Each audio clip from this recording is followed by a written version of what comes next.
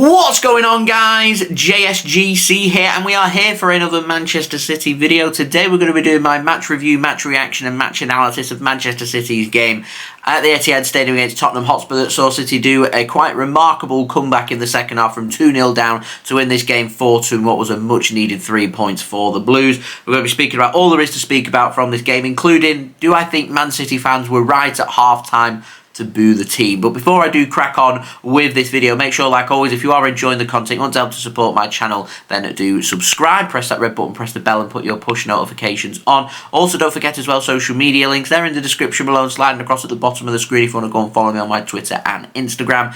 Email also in the description below too if you want to hit me up for any sponsorship for any videos or any general business inquiries. TikTok link also in the description if you want to go and follow me on there. I did a 1-minute vlog from that game last night if you want to go and check it out. That's live on my TikTok right now. Also, don't forget, leave a thumbs up, that'd be much appreciated. Let me know your thoughts in the comments below, including, do you think City fans were right at half-time to boo the team or not, and why? Let me know in the comments below. Finally, this video is sponsored and it's brought to you by OneFootball. This video is brought to you by OneFootball. If you want to download the OneFootball app, all you need to do is press the link at the top of my description, which will take you forward to where you can download this app. The OneFootball app is extremely useful if you are a huge football fan just like me. It provides you with the latest footballing news, transfer news, and the latest videos as well. It is one source of information of where I get my transfer news from. It also allows you to see the latest scores with what's happening in the footballing world. If you just click on a game, including any Manchester City game, it will not only bring up the latest team news,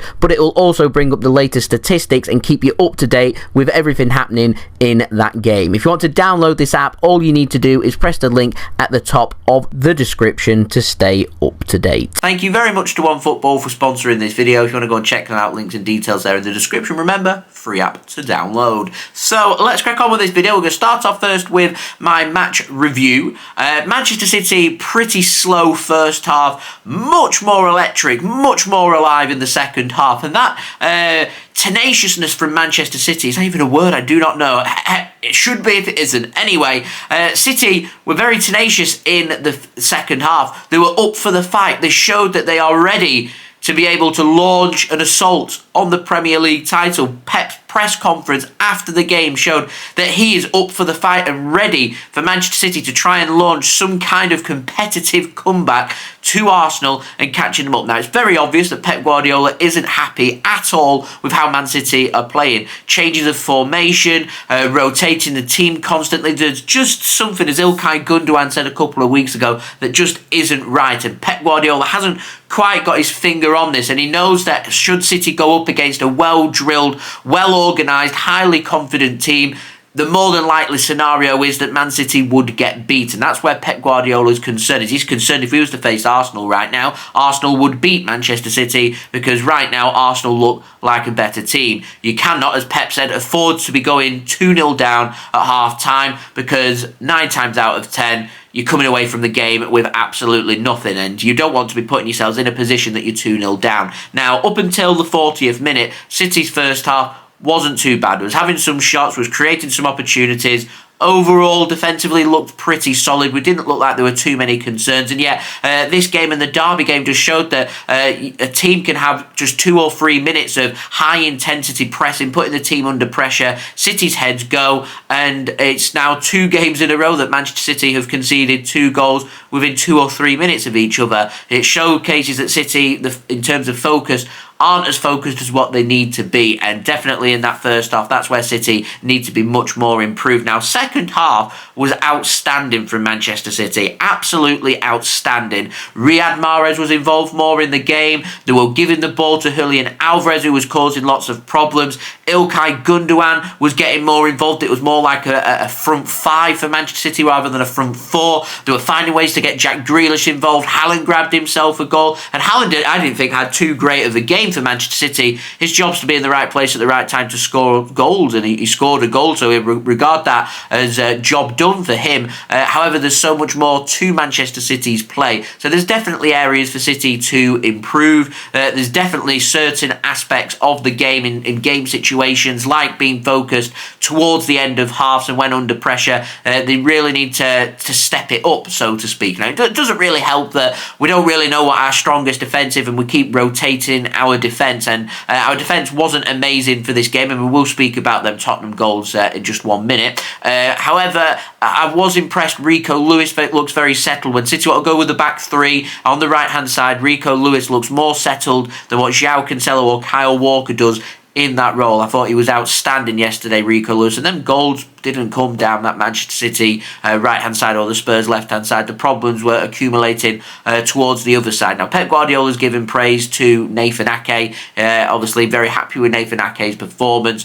John Stones just come back from injury, can't be easy. And Manuel Akanji, it can't be easy for him having so many different partners. He doesn't know who he's going to be playing with. So it can't be easy. And I think what City are crying out for here over the next 3 or 4 games, we don't really need to rotate because we're not playing that many games from here on out. We've got a game on Sunday, then we're not playing for nearly a week, as we're playing on the Friday. We've got a week off, and then we're not playing, I think, until the Sunday. So there's lots of rest here for Manchester City. So there's no reason for us to be rotating the squad due to fatigue. It might come a little bit on Sunday, but certainly for the Arsenal and Spurs games coming up, it doesn't need to happen there. And what I want to see is City playing with a settled back four. And you've got to give it to the players who are impressing the most. Nathan Ake's looked pretty decent for Manchester City. He'd be in for a shout. Rico Lewis has looked good on the right-hand side. We've got Ruben Dias coming back. I'd be starting him in that match against Wolves, and I'd be starting Laporte as well. And I'd be using the assessment of Wolves and Tottenham to decide who our strongest back four is. And then for our match against Arsenal, should we get a positive result, I wouldn't be changing the squad. And I think that's what Manchester City, in terms of their team, needs right now. It needs to be settled.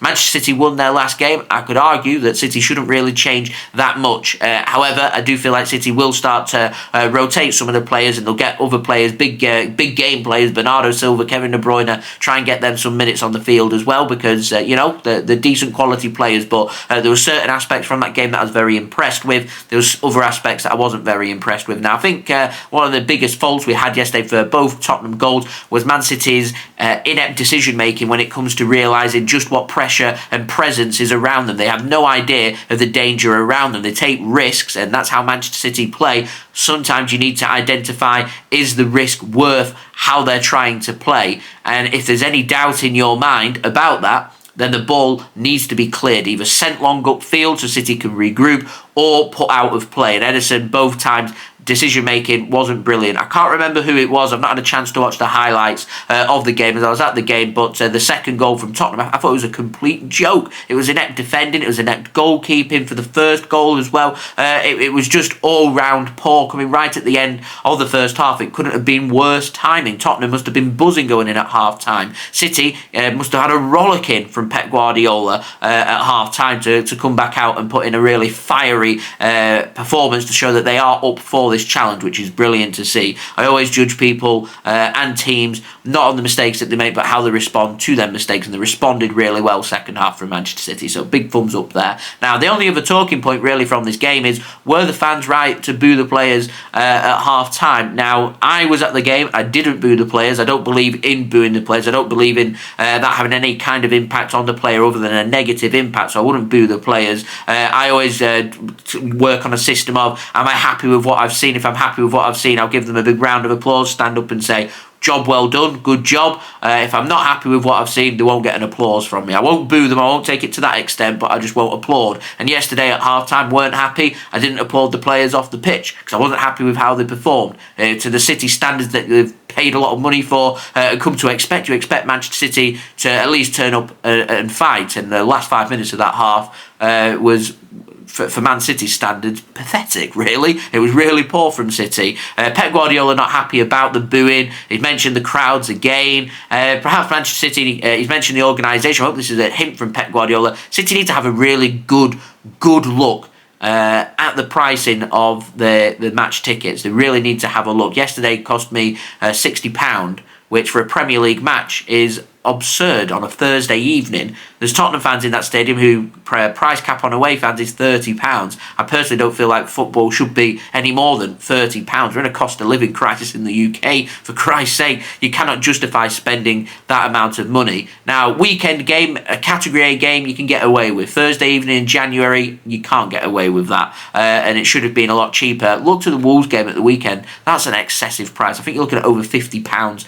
to be able to watch that. And I know there'll be some Americans watching this. It's cost a lot of money to watch their sport over there, but there's so much demand for ticket that if you don't, they don't have to charge cheaper prices. They don't have to charge cheaper prices because there's demand there that if you don't choose to buy a ticket, somebody else will. Whereas in the UK and in the Premier League and at Manchester City, quite frankly, people don't have that kind of money. Season ticket prices are great prices, looking at anywhere I think between £300 and £700. Works out at somewhere between like £20 to £40 for your match ticket. However, for the match-going fan that isn't a season ticket holder, I think them prices need to be looked at. They're pretty spot on in the cup games. When it comes to Premier League games, they're very excessive, certainly for the Category A games. And a match like yesterday wasn't sold out too. I just feel like that'd help generate a little bit more atmosphere, charging cheaper tickets to encourage people to want to come in, because there was lots of season ticket holders that didn't bother with yesterday's game that wanted to sell their tickets, but they're selling them on at the price that they bought them for, which is incredibly expensive, £68 to £84. It's ludicrous, absolutely ridiculous. I think people have made so much effort that they were frustrated. That's why they booed. It's not something I'd choose to do, but that's why they have booed. Whether you think that's right or not, that's completely up to interpretation. You let me know in the comments below. Were City fans right to boo or not? Let me know in the comments below. Don't forget to leave a thumbs up as well. That'd be much appreciated if you did enjoy this video. 100 likes, that's the aim, so any help towards that would be much appreciated. Subscribe as well if you're new around here. Plenty more City content to come, including my match vlog of this game for you guys to look forward to. Social media links, they're in the description below, sliding across at the bottom of the screen if you want to go and follow me on my Twitter and Instagram. Email also in the description too if you want to hit me up for any sponsorships or any videos or any general business inquiries. Also, don't forget TikTok link in the description. Go and follow me on there. Go and check out my 1-minute vlog of this game from yesterday, and I'll see you all again for my match vlog later on today for this game. We've got a transfer update too. We've got work with Wolves channel too, so plenty of JSGC content to look forward to, so I'll see you all again for that. And finally, do go and check out today's video sponsor, OneFootball. Links and details in the description. OneFootball will keep you up to date with all the latest football news, transfer news, the latest scores, results, statistics, live league tables, and all of your good footballing needs. Free out to download. Go and check it out. Links and details in the description. Anyone that does download OneFootball using my link does help to support the future content created here on my channel. It does keep these videos coming for you guys. And I'll see you all again real soon. So I've been JSGC. Thank you everyone for watching. I hope everyone is safe and well. That's right. A comeback win. Great win for City. Much needed 3 points. Now let's go and get the job done against Wolves on Sunday. See you all for the build up for that. So I've been JSGC. Thank you everyone for watching. I hope everyone is safe and well. Peace. Ciao for now.